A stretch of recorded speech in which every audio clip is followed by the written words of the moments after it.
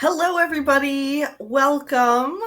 Today, I have Brooke here with me to talk about confidence on camera, which is such a good topic for us, for all of us, because being solopreneurs or entrepreneurs with a small team, our look is so important. Not our look, but our coming across the personality, the brand, showing up and letting people see who you are is so crucial. We're not, this like brick and mortar, um, faceless corporate entity. Our brand is ourselves. And I think so many of us, especially as women, struggle with showing up online as ourselves, being comfortable, confident to do videos, to do pictures, and show who we are and build up that know, like, and trust to connect with our audience. So I was so happy to connect with Brooke, who specializes in exactly that.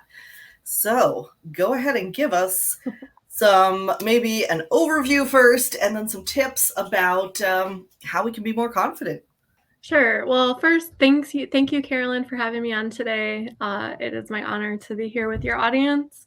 And yeah, this is something that many of us are facing with online businesses is how to show up and be the face of our business, because usually we are a huge part of our brand, and building trust online directly equals new clients and customers and more profit for our businesses. And so it can be a real challenge because we're all facing different insecurities. As I talk to women about this, I find that there are a multitude of insecurities that are holding us back from showing our faces, especially being on video. So a lot of times we either are not showing our face at all. The next step is, we're okay with a picture or a selfie where we can control the angle and make sure that the filters are on. But then when it comes to going on video and talking, people feel like they don't like how they look. They don't know what to say. They're going to stumble over their words, or like they're going to freeze, or people are going to judge them. I mean, the list goes on. And so much of it is mindset. And so we have to realize how important it is for us to work on this, because it can be the difference between feast and famine with our business. And if we don't work on it, we are just getting in our own way. And usually ourselves, we are our biggest obstacle. It's not the world. It's not everyone else out there. It's not what we think people are thinking of us, because most people are thinking about themselves more than they're thinking about anyone else. But in our head, we believe that they're constantly thinking about us and judging us and thinking about all the ways that we could improve, but really that's just happening in our head. And so learning how to show up is the first part, and then learning how to do that in a way that comes across as authentic and likable and as an expert in your industry. That's kind of the next part. And then also there's the tech behind it too. So not everybody is comfortable with the tech, but a lot of it's pretty easy to learn. A lot of it you can do with the tools that you already have, like your phone and your computer. There's a lot of free options out there. And so it's just kind of about, doing it and then having a plan for how to do it and knowing where to go and what resources to do. I definitely find that with pictures, I think we hone in on whatever we think is not right. Everyone else is seeing sort of the general, and they're like, oh, very nice. And you're like, yeah, but look at this crow's foot. I know, we zero in on that stuff. I remember my cousin one time was looking at a picture of herself. She's so gorgeous. She has this huge smile that's amazing. Mm-hmm. It's like, oh, my teeth are too big. Right, and that's what she's seeing, but not everybody else. We're like, you have the most gorgeous smile. It's amazing. I know. Yeah, or I mean, for me, the second point is also very interesting, because I do have a client who I've tried to get her to do video, and she's so personable and likable. Yeah. And then as soon as the video is recording, it's instant, stiff, no energy. Yeah, for sure. It's that warmth kind of gets taken away because we get nervous and our body can freeze up. I mean, public speaking is the number one fear. Like, I mean, I'm afraid of spiders. Public speaking, I love it, but there's still something for everybody that keeps us from doing it. Like, I had 3 children inside 7 years. I gained way more weight than I would have liked, and I kept telling myself, "When I lose the baby weight, then I will do the thing." Yep. Then I will go on camera, then I will do more appearances or whatever. And for to reach my goals, which is to become a big motivational speaker, I wanna stand on stages and talk to 4,000 people at a time. To be able to do that, I gotta be comfortable with people recording me and, having videos of me, which I would do speaking gigs, and I would not let anyone videotape me or take pictures. And it's really hard to get the next speaking gig when you don't have any proof that you're good at what you do, right? And so I was standing in my own way because of feeling like I was taking up too much space in the world. But I don't think anyone else was nearly as focused on that as I was. But I just kept telling myself, when this, then that. And it wasn't until I told some entrepreneur friends that that's what I was struggling with, but I knew I needed to do it because I was in marketing. Like, I knew video was the way of the future. And they said, "Well, when are you going to draw a line in the sand and decide this is enough and just do it anyway? Because you're wasting years, you're wasting time that you could have to be working on building up that speaking career." And that was like a light bulb moment that went off for me because I thought, what if I don't ever lose the baby weight and then 10 years goes by and I haven't done this thing? And, I'll live in regret. And I didn't want to live in regret. And so I find that often, people have that issue, or even one of the ladies that I work with who's an entrepreneur, she's so tiny, so stick straight that I think she looks great in everything she wears. But in her head, she's thinking everyone's judging her for being too tiny and thinking, "Girl, why don't you eat a sandwich?" Which I can't even understand because I've never been tiny in my life. But so there's that, and then there's people that hate their voice. There's so many people that hate their voice, the way they sound. Getting used to your voice on camera, it takes it takes some practice. It does. It's like, do you remember old school answering machines where you would hear your voice on your friend's answering machine and think, "That's what I sound like? I sound terrible."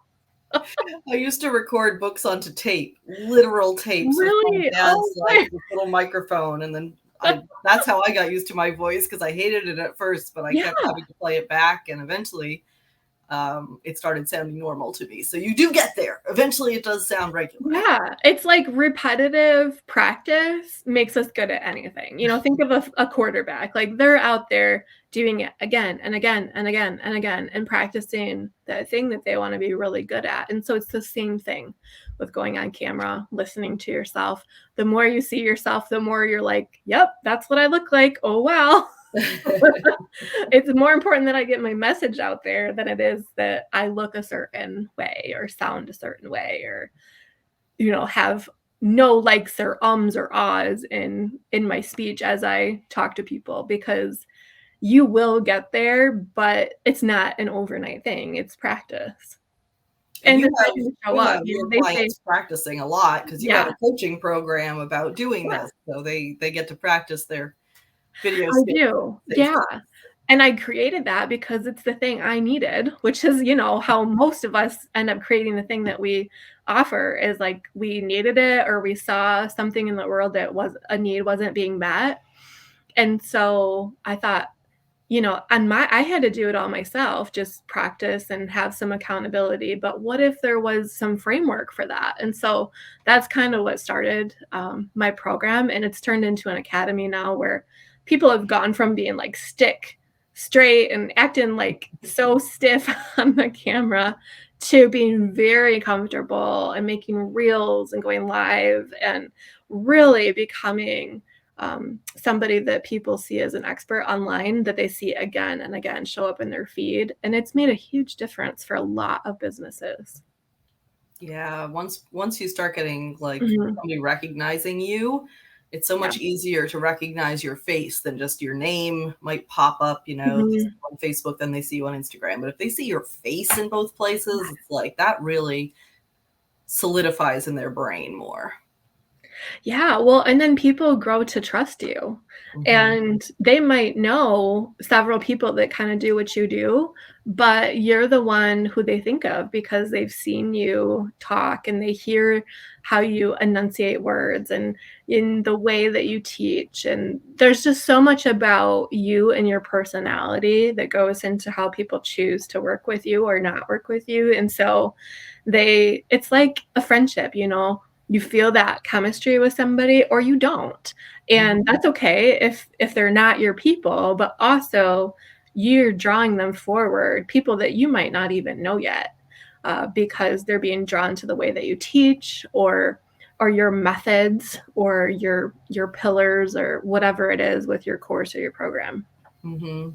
I have people tell me on calls that they Mhm. can see my excitement and passion for Yeah. sales funnels that I get all lit up. And there's not a lot of people that feel that way, right? Apparently not. I freaking love them.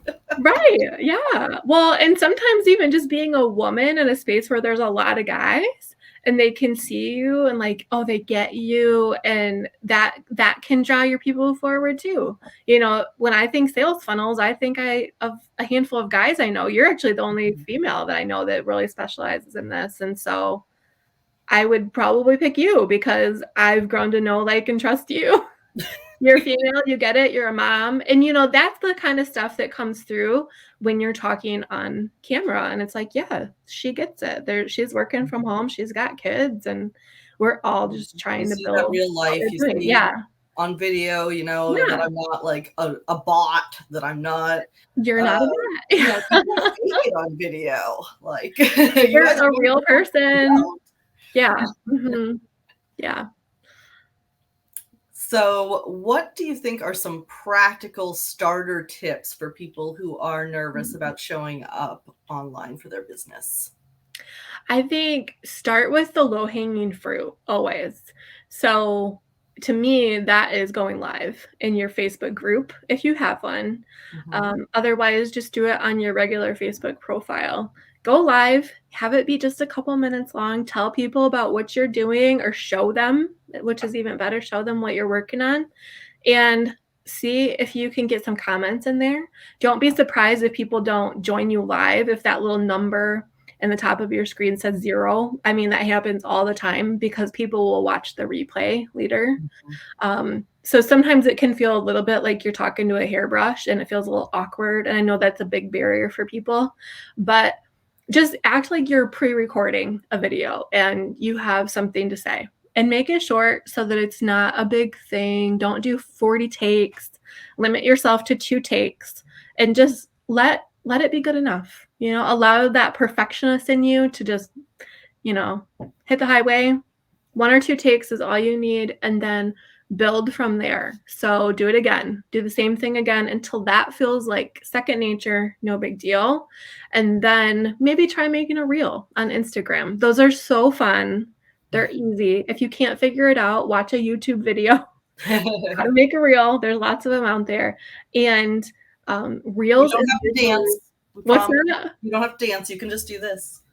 Oh, right, yeah. I mean, I don't love the pointing ones because it's a little overdone. When it was new, it was cool. But, yeah, just let it be you talking with some words on the screen with some music, and reels and starting to play with those is really where I find that people get hooked with creating video because it's fun, Mhm. and you'll find that you start thinking video first instead of pictures first. You think, "Ooh, oh, I could share that with my audience," or, "Oh, this would be kinda cool." People love unboxing videos, they love training videos, they love value videos. If you give them 3 tips, that kind of thing.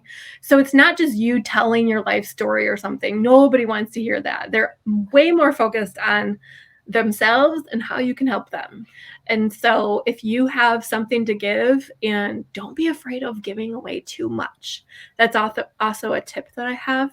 People are afraid that they're going to use up all their knowledge and then nobody's going to pay for anything. But honestly, you are a bottomless well of knowledge. Don't give away your exact method or your secret sauce. But beyond that, you can just give. And that actually does the opposite of what we think it's going to do. It brings people forward because they assume that you are only giving them the tip of the iceberg and you have so much more. Even if you don't feel like you do, you do. Yeah, and I think there's so much value left, even if you're giving everything in a PDF. Who's going to actually implement it?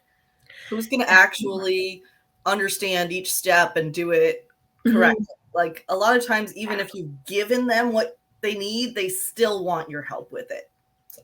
Yeah, implementation is where a lot of people fall off. So unless they're in a program and there's structure and some accountability, chances are they're not going to do what you just told them to do. Even if it's your best advice ever, they don't know that.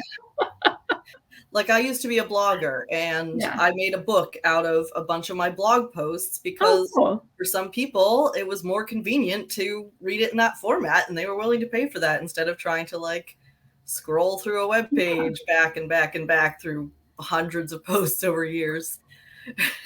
I bet that took a lot of time to put that together.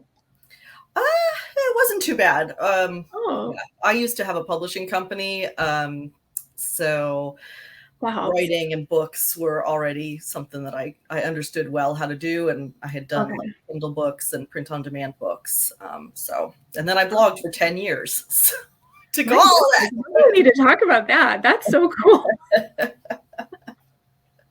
I mean, yes, it definitely helps. Once you start becoming the face of your business, the opportunities go on and on. You can self-publish a book, or even traditionally publish a book, so that you can have a tool when you go speak and share your knowledge and just reinforce your brand and your expertise in the market. And the opportunities just start to really flow once you start going on camera. As hard as it feels like it can be, I guarantee I've never met one person that started doing it and then said, no, I don't really think that this is good. They all they see the value in it. Doesn't have to be like you don't have to be a speaker. That doesn't have to be. No, you don't. I mean, that's what I want to do, but it's not the reason that most people do it. In fact, I don't know if I've met another person that's interested in being a speaker, because most people hate that, right?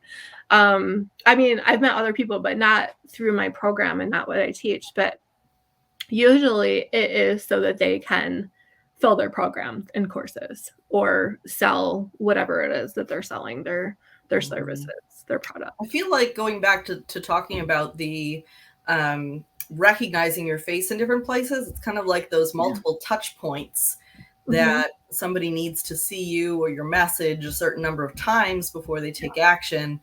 And if they don't see something recognizable, they might not realize they've already seen your message. So again, it's like when they recognize you, they see you 5 times and they're like, oh my gosh, okay, I trust this person. Maybe they saw your name 5 times, but they didn't make the connection that that was the same person each time. Right. Yeah, absolutely. There's definitely that face recognition that we all kind of have, when you see somebody in the airport and you think, you look familiar, but I can't place you. That's so much more powerful than just a name, because it's visual, and we're visual creatures. We're visual learners. And I actually just read a really interesting article the other day about how Generation Z, so 18 to 24-year-olds, are primarily using TikTok as their search engine. Did you know that? Wow, it's coming for Pinterest. Who knew? But they're not using Google. So they're doing visual searching. And I think it's taking the next step beyond Pinterest, because they're looking for tutorials right in the app. And Yeah. so they can have that within TikTok, and so it's not gonna be long before TikTok is the new Google, which is hard to believe because we're so, used to Google being the way that we find information, but TikTok is the place to be. Yeah, If they're you're gonna have to thinking work about on making how videos. you Mhm. Google has done work on how to make sites, so that that you're getting accurate information, that the Mhm. sites are legit that you're going to. TikTok Yeah. does not have that. Those TikTok kids are like reading BuzzFeed articles from 15 years ago. Like, did you know? Blah blah blah blah blah. And they talk with such authority, and I'm like, I know. I mean, you can't believe everything on the internet, right? But they do. And if we wanna reach that audience, which not everybody does, if we wanna reach those people, and as they're getting older, maybe they will be coming into your audience, that is where we're gonna wanna have some of at least have a foot mm, in of our content there, because it is the way of the future is and it's crazy because, these things happen every couple of years. Things change, new platforms emerge, the trends of how people consume information changes. And as we get older, it's harder and harder to keep up with the new trends because we get set in our ways with what we know and what we're comfortable with. But it's so critical to stay current and kind of watch where the trends are going, how people are getting their information, because that will directly relate to how people can find you. And if your business is kind of rising to the top of what is available to them, and the way that people used to just worry about getting to the top of the Google search engine, it's changing. And so we have to kind of adapt with that. And that's kind of phase two. Right? Phase one is just, okay, can I have a camera in my face and can I record? And can I get my lighting looking decent so that my face is, illuminated from both sides and my background looks decent, and just different things like that. So there's set steps to take, and I try to make sure that we don't overwhelm ourselves because it can feel like so much, especially if you hear from marketing experts and they're telling you to do this and this and this and this and this, it can lead to overwhelm to the point where you feel like, "Oh, I just don't even wanna do anything." And so it's important just one step at a time, one baby step, try a little something new, but it doesn't have to be this big leap or this big to-do list. I love it. That makes sense. Mhm. Yeah. So, if people want to learn more about your academy and your program, what should they do next? I would say just head to my main website, which is brookdeboer.com. It's Brooke with a E. Oh, you see it on your screen. Yeah, So read it. just like Read it how for it's me. spelled there. Yeah. And there's information. It's called the On Camera Confidence Marketing Academy. If you're not sure that the academy is something that you need quite yet, we have a free Facebook group. We are almost 1,000 strong, which is awesome. Oh, There's a lot of ladies in there that are focus on helping each other become more camera confident. And that is called the On Camera Confidence Marketing Community. So it's the same thing. There's community and academy. If you just go on Facebook and search for that, we will gladly welcome you with open arms, and you can kind of start your journey there. And that's probably your first baby steps that I would encourage you to take. awesome. Yeah. Okay. That sounds great. Thank you for coming and hanging out with us today. Yeah, it was a pleasure. I always enjoy talking to you, and can't wait to talk to you more about self-publishing books and all of that, because that whole world is really fun too. So you are the expert when it comes to funnels, and I love your marketing mind. Thank you. All right. Any parting tips before I turn this off? I think work smarter, not harder, add automations to your life, make your time be duplicated, multiply yourself, and you can do that with funnels, with camera confidence, with StreamYard, which is what we're on right now. There's lots of ways to do that, but especially if you feel Use like your you're video. a busy lady, you gotta run your business. Think of ways, and I know we both have tips on this, on how to work smarter, not harder, because that's the way to go. Definitely. All right. Awesome. Okay, thanks so much.